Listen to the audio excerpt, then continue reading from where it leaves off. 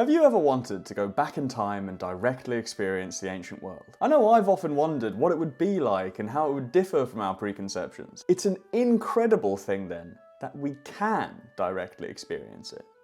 How? By listening to a song that would have entertained real people in a small city on the Aegean Sea roughly 2,000 years ago. It's the closest thing to time travel that I've come across. The Seikilos Epitaph is the oldest complete song in the world. While we do have older examples of musical notation, you may have heard of the Hurrian Hymn No. 6, for example, these are fragmentary and their reconstructions tend to be debated. While you just heard the instrumental, we will listen to the words of the song as well. But I ask for a little bit of patience because once you know the story behind the song and the potential reason why it was made, trust me, the music becomes even more astounding. So let me quickly tell you about that before we turn the tunes back on and party like it's 150 AD. Before we get to the music itself, let's first understand how it was discovered. The Seikilos Epitaph is engraved on a cylindrical marble column and it survives in 6 rows of elegant uppercase Greek letters. It comes from the ancient city of Tralles, now Aydin in southwestern Turkey, and dates from the 2nd century AD. It was actually unearthed by workers who were digging a railway back in 1883 in what was then the Ottoman Empire. That project was supervised by an Irish engineer called Edward Purser, and so the Seikilos Epitaph made it to him. Now, Mr. Purser was at least savvy enough to make a copy of the inscription before he had the bottom sawed off so his wife could use it as a flower pot. Even so, the very last bit of the inscription is still missing. But here is what we do have. Before we get to the actual song, the inscription reads, "I am an image and a stone. Seikilos set me up here as a long-lasting marker of undying memory." While written Seikilos, it would have been pronounced Seikilos, a Greek version of the Latin name Seikilos, meaning the Sicilian. It's a reminder that Tralles, despite its Greek and Lydian roots, was part of the cosmopolitan Roman Empire, which in the 2nd century was at its absolute zenith. We can only guess at what business brought a Sicilian here, but perhaps he was a professional musician. So what about the lyrics? Well, you'll be pleased to know that the words of the song are beautiful and would have been sung accompanied by a lyre. I like this 2022 translation by Roland. "As long as you're alive, shine. Don't be sad at all.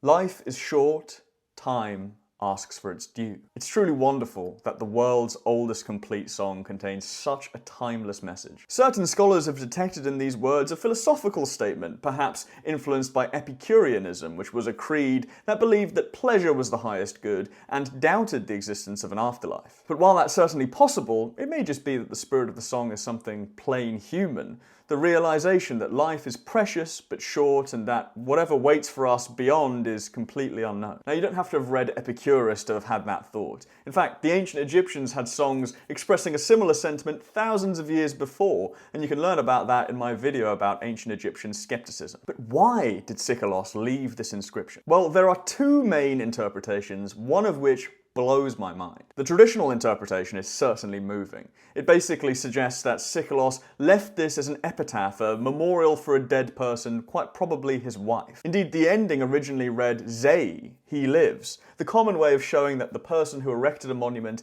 in this case Seikilos, survived the deceased. It then reads Tu Uter before it breaks off. Scholars have therefore guessed that it went on to name Seikilos' dead wife, called Euterpe. But a marvellous second interpretation has been put forward by Armand Dangour, I hope I got your name right, Professor of Classics at the University of Oxford. He suggests that the fact the song is styled like an epitaph is just a game. There is in fact no dead person for whom Seikilos mourns. In fact, the key lies in the final, broken ending. It is indeed dedicated to a Euterpe, but this isn't his dead wife. It's the Euterpe, the muse of lyric poetry and song. Seikilos is dedicating this inscription to her, the source of all of his artistic inspiration, as a long-lasting marker of undying memory. So this marble column is a tribute to his art. It's an immortalization of his poetry for future generations. And guess what?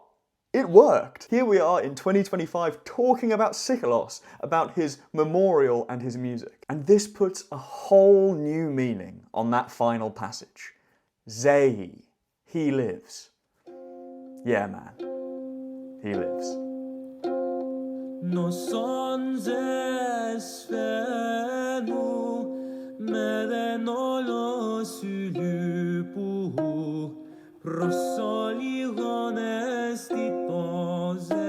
Το τέλος ο χρόνος απέτυχε. Όσον ζεσφαίνου